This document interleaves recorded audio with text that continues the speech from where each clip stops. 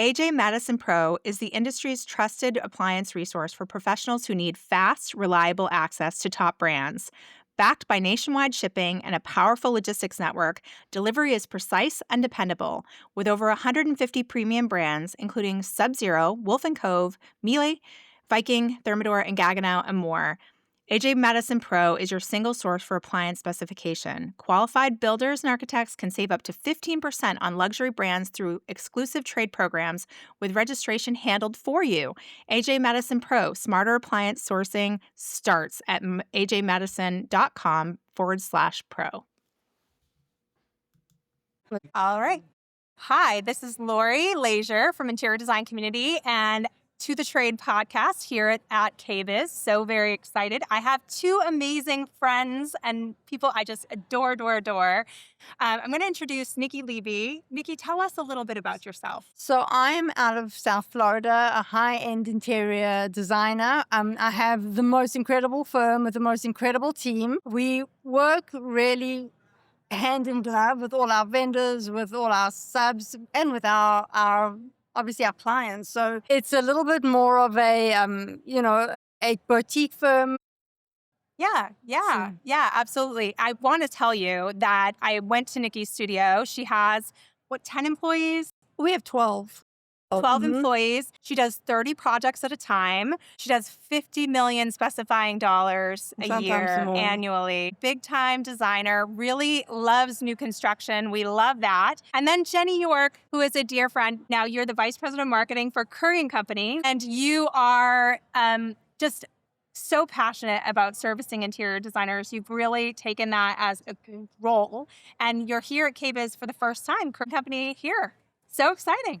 Yeah, Currey and Company, we've always exhibited at all the home and residential markets, Dallas, Atlanta, Vegas, High Point, and Design Edge, BDNY. But we know that there's so many kitchen and bath designers who never come to those shows. And because we know we're being specified, everybody's putting lighting in bathrooms and kitchens. And so we knew this was a logical next step for us. So We're so excited to introduce ourselves to a whole group of designers who we've never really worked with before.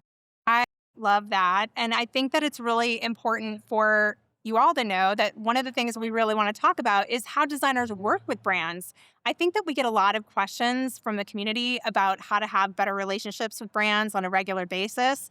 And I kind of want to walk through that process, asking you both. One of the exciting things I thought about having you both is that you represent two parts of the market. And sometimes those are seen as opposition forces. The brand and the designer, things go right, things go wrong. You're not seen as a team often enough. And I know that is changing. I feel that is changing. So I'm curious what you think the challenges are. We're going to start in the beginning.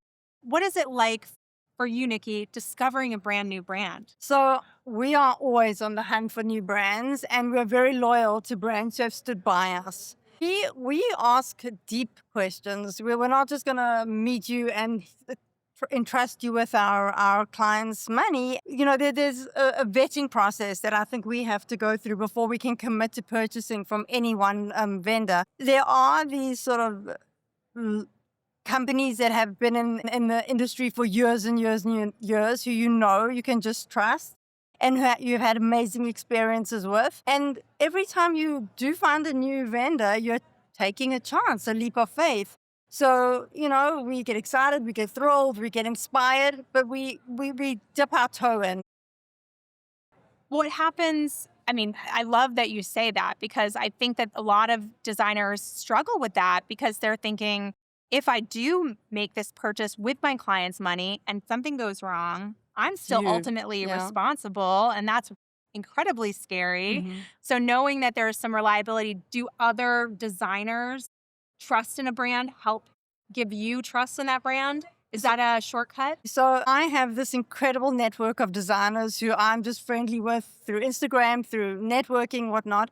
And often I'll get a text, or I'll text someone and they'll say to me, what do you think? Have you used this product before? And it's in all of our best interests to be brutally honest. I have said to the designers, that is a fantastic product, go for it. But I've also said to them, be careful on this part of their brand. Be careful, they don't accept returns, and manufacturing is defects are difficult. It's considered artistry and things like that. Like, it's my obligation as a fellow designer to warn my colleagues in the industry about who they're dealing with. Right. And trust goes both ways. So as a manufacturer, Jenny, like what are you looking for when you want a new designer to come into the Currey family? Well, yeah, we've always built our reputation on being designer friendly. So long way back when the rest of the industry was not, and it was big no-no and don't come in our showroom, Currey was not that. So for 37, 38 years, we've really built our brand on being designer friendly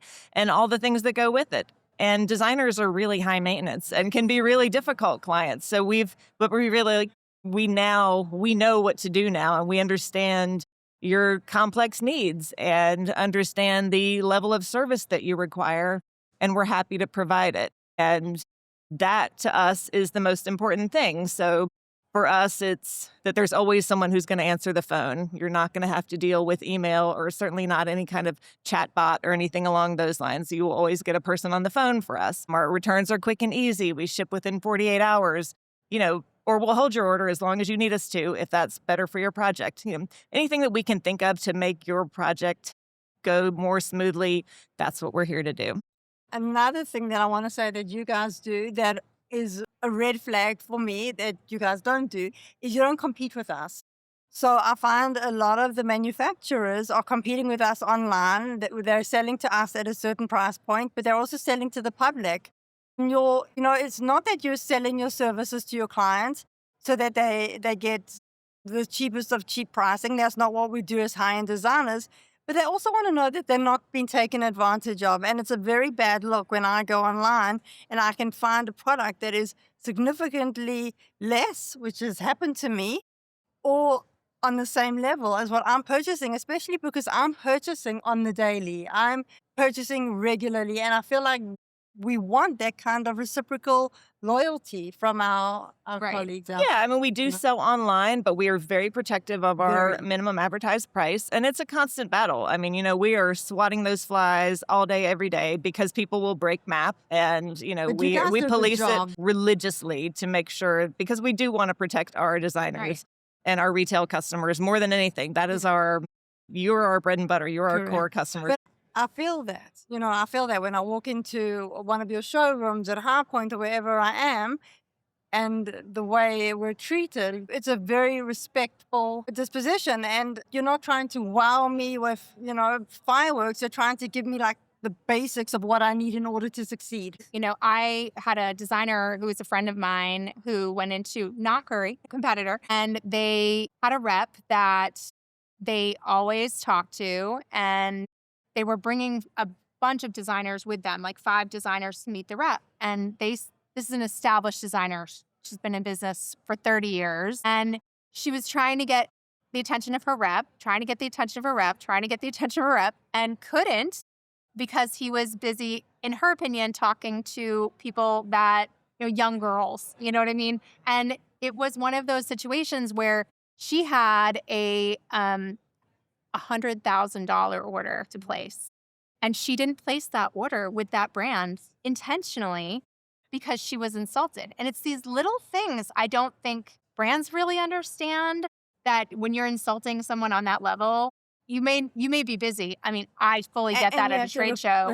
That as well. Yeah, and it's certainly because they're young doesn't mean they're not bringing business. So that's another factor. But when you see a tried and true client, make them feel Absolutely. like they're Well, and, I don't know how you guys are. But I can hold a grudge for a long time. I would remember that forever. And that's the kind of thing that will stick. And yeah, that, there may be times where you will go back to that brand because your client wants it, but you'll always have that kind of stuck in the back of your head that that's really not who you're going to choose if that's your first choice. I had such a similar experience to that. I went into another lighting company and I just found the rep very rough around the edges, very curt and short with us. So we stopped using them. And it was interesting to me from the perspective of the designer, because it is not in the rep's best interest to go and alert the manufacturer that we have stopped using them.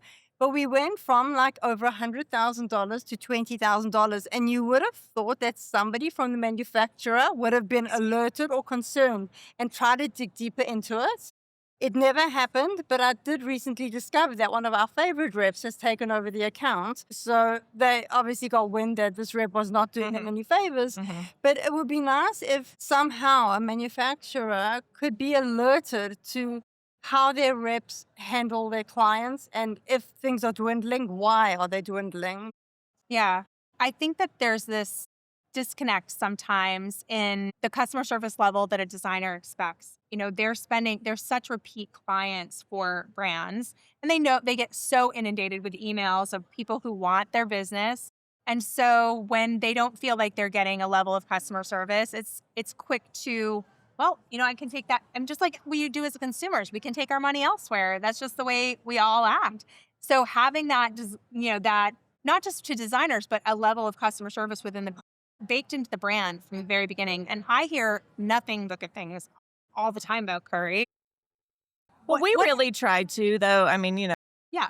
there's the $100,000 designer. We have very few of those. Yeah. Our sweet spot is we have plenty of designers who are a couple $1,000s a year, and that's great. Like we love those designers too. Like we are not. Exactly, and it's fine. They come in and out, and their buying cycles are not as regular, and that's fine. We don't worry about minimums. We're just not those people. We're not that regimented, and we understand that the design cycle, especially for smaller designers, newer designers, or designers who just do less frequent projects, is not going to be a steady drumbeat of orders coming in. That it may be an 18-month cycle, and that's fine with us. We have to think about the market as a total. There are only so many high-end luxury clients that are spending that kind of budget on lighting.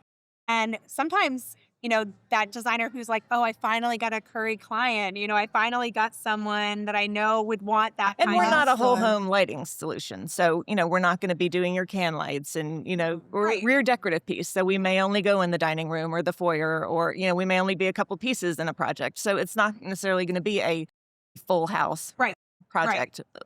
So, and we get that. So, we don't always expect that we're going to be everything to everybody. But the thing is, there is a certain comfort in the design world of knowing that we're being taken care of by a manufacturer. So if I'm going to be spending $100,000 for someone, I'm definitely going to choose someone who responds to me, who fixes my issues, who understands that sometimes a client has an issue that you and I cannot see, because that happens. And you will still take care of it because you understand that I am your client, that I am the one who often doesn't have any issues. And again, I'd like to also turn it back to the interior designer. It is not okay for interior designers to be disrespectful. And it is not okay for them to try and take advantage of relationships. It is not okay for any interior designer to lie and to tell a manufacturer this is what happened when clearly it is not what happened. Just as the same as clients don't have that right with me. So I think that respect across the board is much more important than anything else. And I'm sure that happens. I'm not sure if it happens with you, at Currey, but I know other manufacturers have said people are people. Those kinds of things really do come up, and it can be really frustrating on both sides because not everybody's honest. That's just the way of it. But there are little things that you can do to increase that relationship. What are some of the things that make a rep stand out for you, Nikki? What would make them your favorite rep? Well, apparently every single one of my reps think that I really, really am hungry all the time because they bring tons of chocolate and food, which I appreciate. So I love a rep that treats me as if he understands my problem, who can empathize. And sometimes they can't help me. I've had reps who have said, I'm so upset for you. There is nothing I can do in this particular instance, but I'm going to fight for you. I'm going to go totally to the mat for you. I'm going to make sure that I can work with you. A lot of our reps bring us whatever's out there new first. Which obviously they can't do for everyone, but I appreciate that. Or they'll send me a sneak peek photo, which I love getting. But it's also just about personal people. The woman who was a rep for that lighting company, she should not have been in the people industry. She was just not that person. So you want people who are easy to talk to, who are naturally empathetic, who are kind and honest, and also strong, because to be a pushover, you won't last very long. I would also like to say for you, Jenny, too, like, that works the other way too. So what is it that would make an ideal client for you? Who is a designer that you want to Curry the most? What do those designers look like? What do they do? What makes them an exceptional person? Because I know you care particularly not, you care about the sale, of course, but you think bigger than that. Yeah. I mean, like I said, we can go from very small to very large and from a single piece up to, many pieces in a home. So we don't really think of them in terms of scale and how big you're going to be with us. What we want is what we love most is like a Currey ambassador, right? That someone who's going to love what we do and see that piece and be like, that is a Currey chandelier. And we love, as much as anything, if you take a picture of that and you share it on social media and you tag us and you let people know that it's a Currey piece. You let your clients know that this is a Currey piece and let them become ambassadors for us. Those voices are what are helping us build our brand to a level of, we're trade only. We are B2B. We do not sell to the consumer. We don't really market to a consumer. So to help us get our name out, to have your clients come to you and say, tell me about this Currey and Company and can you source them? That's really valuable to us. So again, they could be the tiniest customer, but if they're an advocate for us and they believe in what we do and understand that the lighting is really the jewelry of the room and how important it is. And I really think I see it at this show because I've go in these high-end homes and they've spent a fortune on the tile and the countertops and everything is specced out to the max.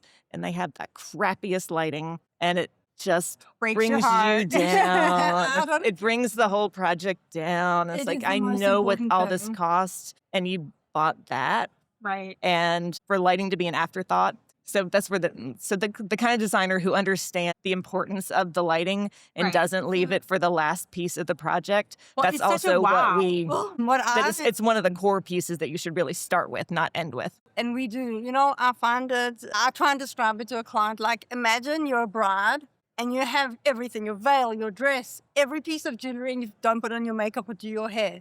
That is what leaving lighting out of a space does. It is sacrilegious. It just can't happen. That's a great way to put it. Yeah, absolutely. It totally finishes off the space. I also want to say, obviously, we're talking to other designers, and there are so many other manufacturers and vendors out there who are not lighting. And it's very, very hard as an interior designer. We have to open accounts. We have to monitor delivery. We have to shipping, freight, insurance, installation, speccing. There's so much on our plate that a manufacturer who can help us on that end with a really amazing website is invaluable. We will first go to manufacturers or vendors who have the best websites because it makes our lives easier. There are less mistakes. There's less time, I was just talking to a designer who I'm staying with here at KBIS, and she had a high-end project. It was stunning. I mean, they're talking, she's spending on dining chairs alone $36,000 per chair. This is high-end. And she ordered a custom table, and she looked at every photograph. She examined everything that she could before you put in that custom order in. I mean, I know she did her homework. Sure. The table had a, leaf. And the leaf, the grain goes a different way. And they said that's their artistic choice. But for her, and for her client, that doesn't work. The client literally asked her, come and take this out of my house immediately. I don't care. I want it gone. And she's trying to work with the brand, but it is so important to have really good photos. They're going by photo. It is so important to have a great designer portal. I don't know if you're thinking about working with designers, but many that I know order in the evening. There are so many that are solo entrepreneurs, and they're a lot of times women. They're 85% women. And so some of them are moms, and they don't have time to order during the day. So they order at night. There are lots of ways you can make things easier for them. And there are brands who've really adopted to that. I know you've spent a lot of money at Currey on technology to make things that buying experience go easier for that designer. Yeah, building a website is no small No, feat. no, and it Yeah, it changes was. all the time. It's not a one and done. Yeah, and it is. Yeah, and it's a living, breathing. Like it's constantly being developed. But yeah, adding the high res images that you can download without a login, having inventory available without a login, having retail price. So even a junior designer on your team who may not have the ability to order, they can go on and get almost all the information they need without having to access the account. So just make it as simple as possible. And there's no reason for us to hide that information from you and everything. Like, I can't stand when I get to a website and everything's gated. I can't even look at a picture of it. It's like, come on, there's no secrets anymore. What are we hiding from? Like, you can find the picture. It's going to knock you off that way. Like, you got to put it all out there. Yeah. Another thing that is very important to us as designers are that I like to have, and not necessarily in a range like Currey because it's so expensive and it's probably not possible, but wherever I can, I want to have every single wood sample, metal sample. If I'm purchasing, I want to be able to go into my library and grab whatever I need, put it out, and be able to complete my story then and there. I don't want to have to go and order a memo sample every single time I make a decision. I would rather actually pull my hair out, quite frankly. Time is so valuable. And me having to go and order memos and things, I don't have the time. Yeah, that's definitely something we should be better at. Our problem is we custom finish almost everything. So we have like 78 different gold finishes that we develop a finish for each piece. So we rarely reuse finishes. Yeah, I hear you on that. Yeah. We could be better, but we haven't developed a system to match up to what we do without making it all too standardized, which we don't want to make it all look sort of You want it to like it's homemade, like it's a luxury item. And that's why I say you're too expensive. You aren't. But your pictures online give me a pretty good representation of what I'm getting. Good to hear. Yeah, and you're doing something new where you're integrating some of your products hopefully soon into like SketchUp and things like that too. So, yeah, we do Revit and as much as we can. So we have maybe 300 pieces or so that that's wonderful. That after login, designers can access for Revit, and we're trying to produce as many of those as fast as we can. Revit now. SketchUp. We can convert. I know it's everybody's got a preferred. Look, she's begging. She's everybody's right got there, a preferred. Everybody's got a preferred tool. So yeah, we can convert a lot of what we do. So yeah. So would you oh, that's a beautiful dog. Would you recommend emailing you if we need something? And would you be able to facilitate that? Yes.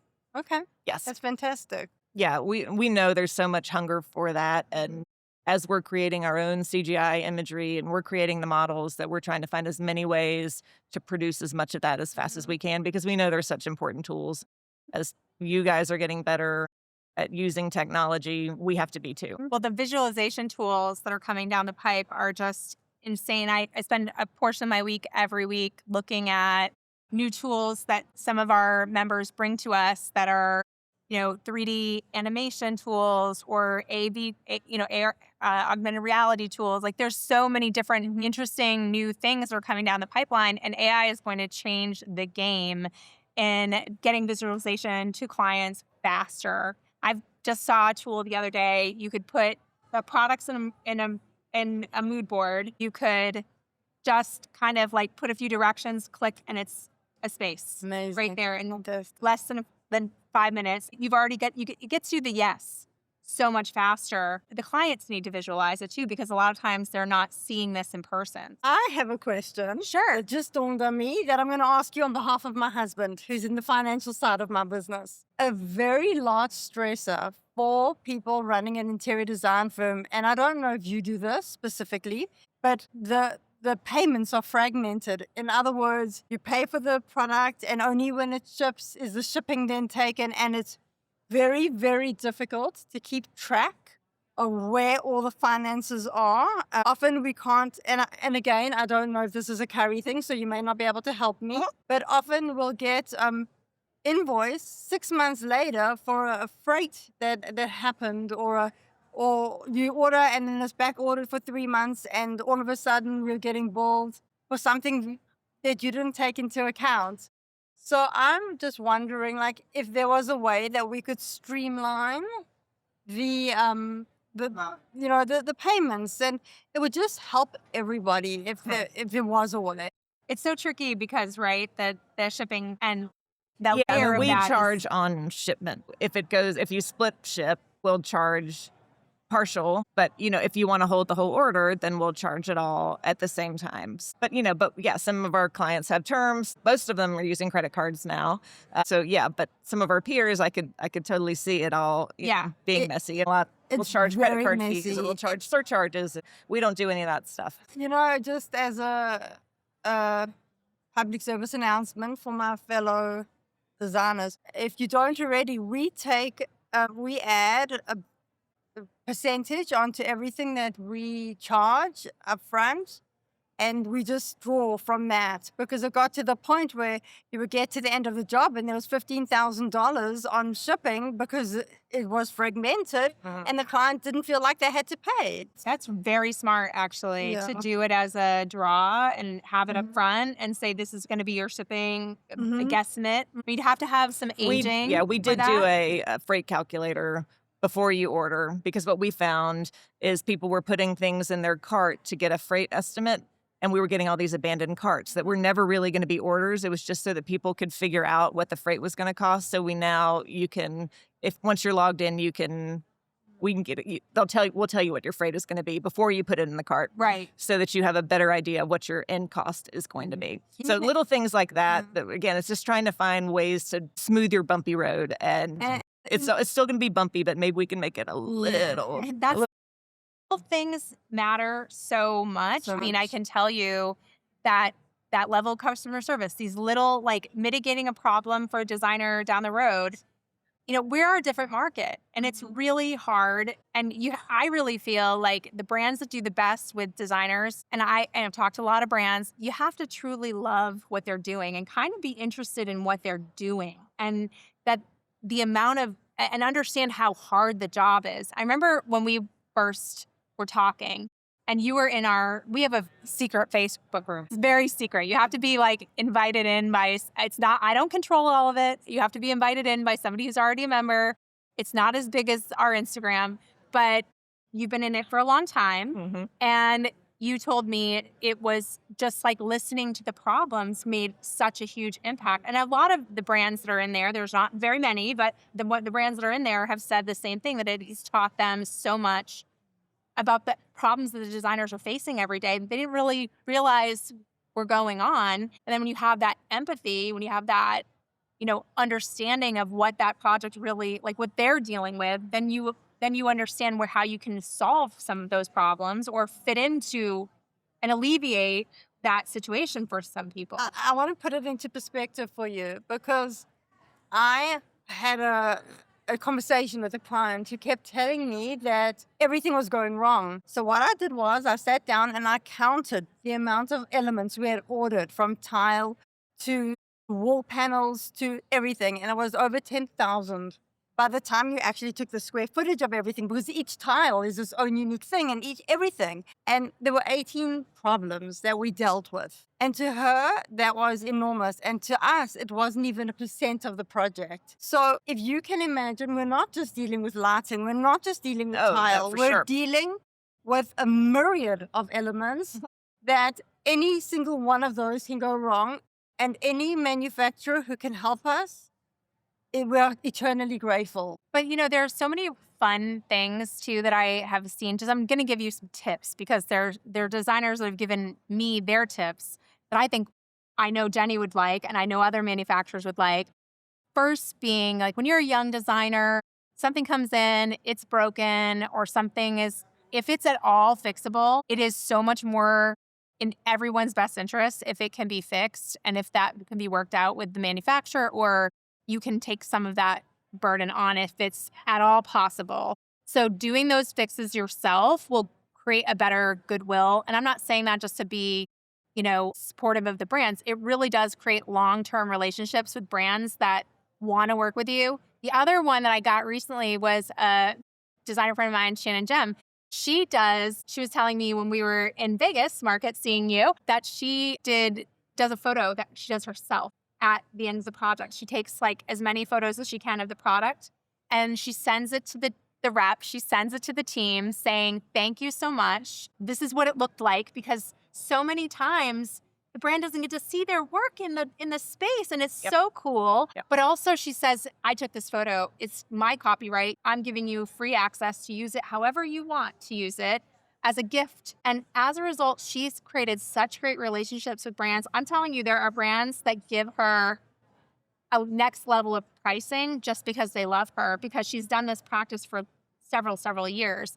And just treating the brand like they are a group of human beings that also are doing the things that they need to do to survive in this world.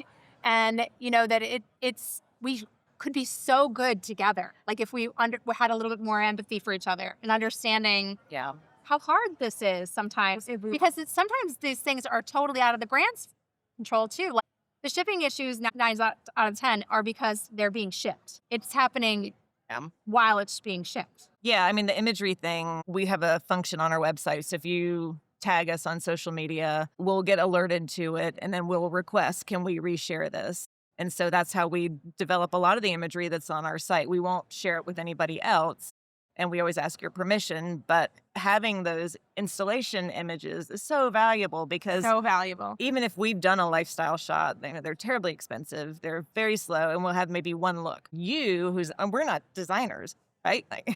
So we'll come up with what we think looks cool in our studio, or we'll CGI something, but something that you've done is a whole different thing. Yes. And so, I mean, anything like that is incredibly valuable to us. And that's what I'm saying, that even if you use us once every 2 years, that image and that share is incredibly valuable to us. And it's more valuable than the transaction in a lot of ways. And sometimes it's beyond that too. I will tell you, I know we had a conversation a few years ago. You really like pinning on Pinterest for them, or like you love it, share it with other people on Pinterest. Write about it on your blog. It's, Instagram is great, but the life cycle on Instagram is about 6 hours. Yes.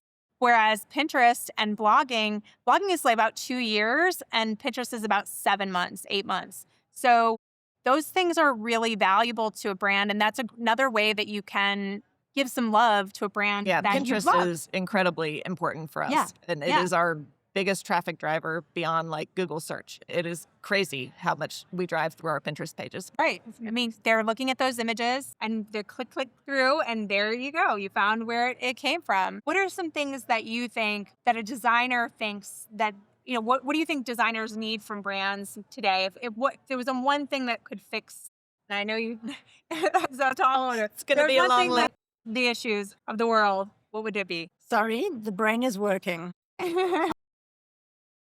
I think that clear communication, be it on invoicing, be it in the website, on issues that arise, just clear and quick communication is so helpful. Oh my gosh, you had this great idea. So I was visiting Nikki, and she said, I wish brands, this is crazy, but I think it's actually a smart idea.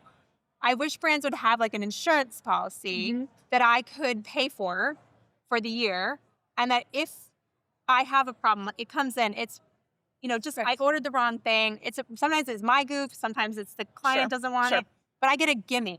I get something where you're just going to solve, it's an insurance, level of insurance. That was a good idea. Then we had a design fund where we could each put in $200 across the board, all of us, and every single person could draw from it at some point, because sometimes you don't need it for 2 years. The pooled medical insurance kind of concept. But like for a young designer, it's really petrifying where you have spent one big for $4,000. That could be your month. Yeah. I thought it was brilliant. I thought that was really smart. Forgot about that. I never forget about the good ideas.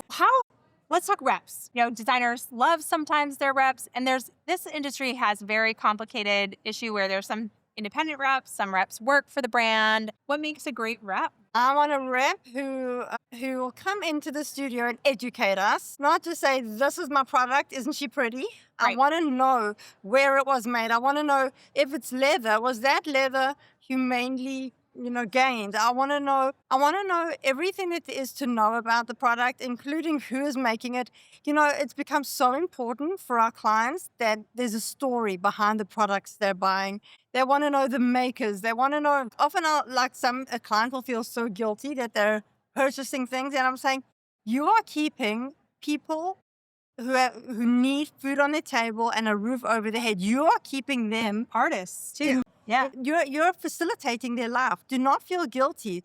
This is such an important part of our journey in the design industry. And if our reps could come and tell us where these things were made, how they were made, just really interact with us as educators, that is phenomenal. And I think we gain the most from Yes, I agree. I think that there's a lot of times that the reps, from my perspective, every rep is trying to do a lot of things. It's not one, the designers are usually one part of the segment. So, and they might even like a different segment more. People are humans, and that's just how it is. But you can get a little bit more from your rep if you reach out to have a personal relationship too. I mean, sometimes designers can be pretty dismissive. Like, they're getting calls all the time. They're getting emails all the time. They're getting pop-ins all the time. And I will tell you, as a hint from designers that I talk to, if you do your homework a little bit about the firm, you know a little bit about their most recent projects. Like, go to their Instagram, go and check them out a little bit, see what their style is like, really bring them things thoughtfully. I will tell and communicate with them, sometimes text, sometimes DM. Don't always just pop in with a random here's samples. It's actually you will go very nowhere. disruptive. It's very disruptive. I don't like my space being invaded randomly. And again, I will tell you, some of the reps, I don't even know that they're reps. Those manufacturers, I wish I could call them up and say, instead of giving the rep a commission, because I have no idea who it is, why don't you take all that money, put it into a fund for me, and when shit hits the fan, I'll take it. Yeah, Yes. no, I hear you.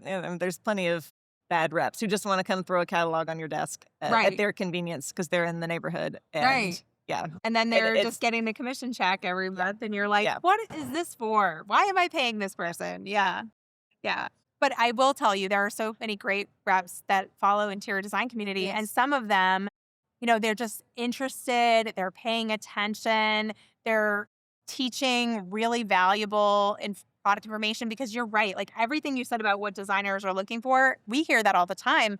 But designers really do want storytelling, because sometimes their client, well, most of the time, their client has never heard of many of our brands. And so that story of, this was crafted here and this is what this is. I mean, we did a design tour here at KBIS, and we heard so many fabulous stories about sourcing and the level of craftsmanship that goes into each product. And I know those designers were taking notes, and they're going to go back and they're going to sell more of those products because of the stories. One of them, we were at the SKS booth, and by the way, every designer was like, who made that light fixture? And they said Currey and Company, and jaws are dropped. But after that, we were talking about the panels on the SKS ovens. And do you know that they're made by LG, makes all of the panels also for Mercedes and many of the luxury cars that are driven today. And so it's intuitively going to be operated very similarly to the cars that your client is driving. And how interesting is that as a sales tool to tell your client, you're going to feel like this is the same as driving your that Mercedes. level of precision that you're so comfortable with and that you trust. And that's what's in this oven. That's what's in this range. That's what's in, this refrigerator. All of that technology is also in the appliances. So those kinds of stories help the designer bring that sale across the finish line, and it is so important to get them from the brand. Because we are so oversaturated with the internet and Instagram, and there's so many products being thrown our way that we need to have differentiators. And it's important for I think us. everyone is. I want to say the retail. I feel like this is just everyone who's experiencing retail. When you go to other countries, I just want you to know, you're going into a convenience store. There's 5 different sodas you can choose. There's a few different water brands. If you go into a grocery store, there might be 5 cereal brands and cereal flavors that you can choose from. In the United States, we have a consumer, and so we have just such too much of everything. We can choose every single, and some of it just looks all the same. It starts to all look the same.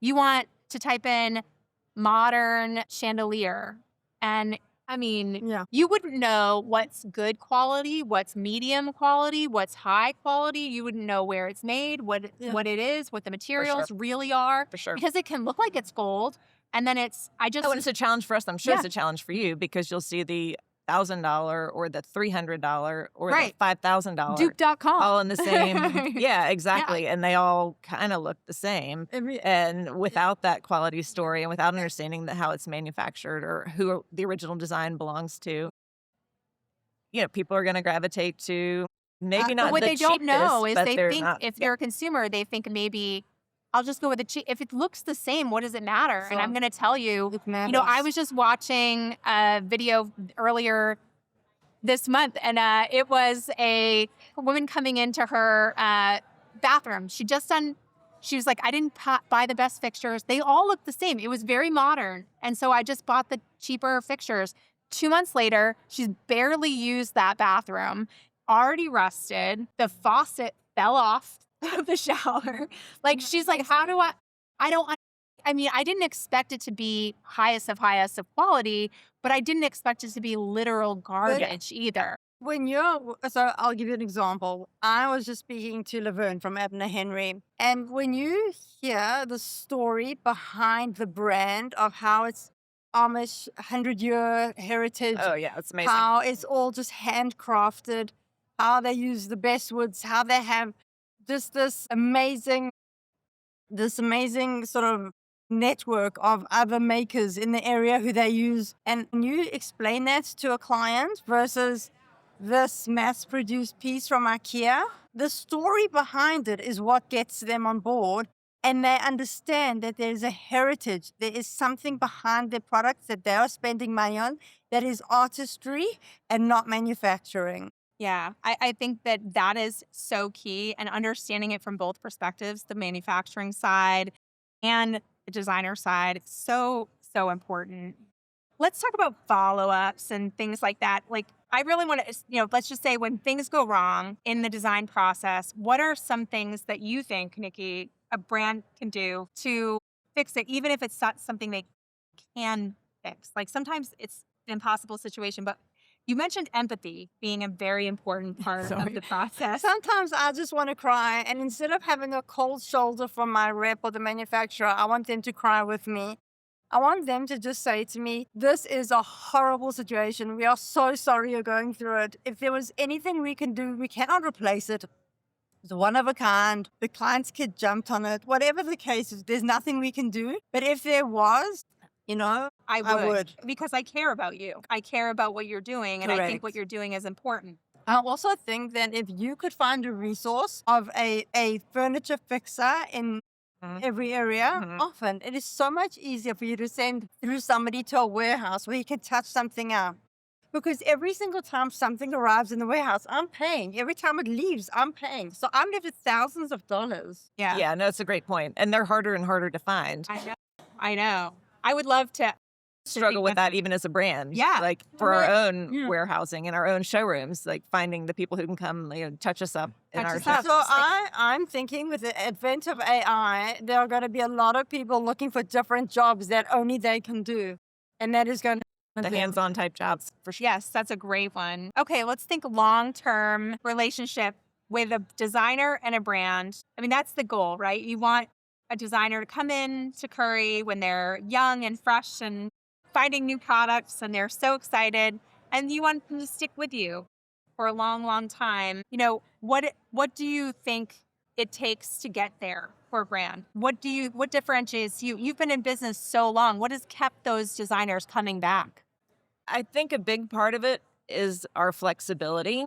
because we don't require these annual minimums, and we're not going to pound on you like, well, you didn't order last year, so we're closing your account or we're raising your price level, or, that we understand your cycles are different. So if we haven't seen you in 2 years, you're still fine to come order, and we're not going to enforce a crazy minimum back on you. Like that's just not the way we operate. So that understanding that, especially, a lot of us are women in this field, and, you may have a mom who's taken some time down to be with her kids, and that when you come back in, we're not going to treat you like a brand new designer either. And that we sort of understand the ebb and flow Of life. of, Yeah.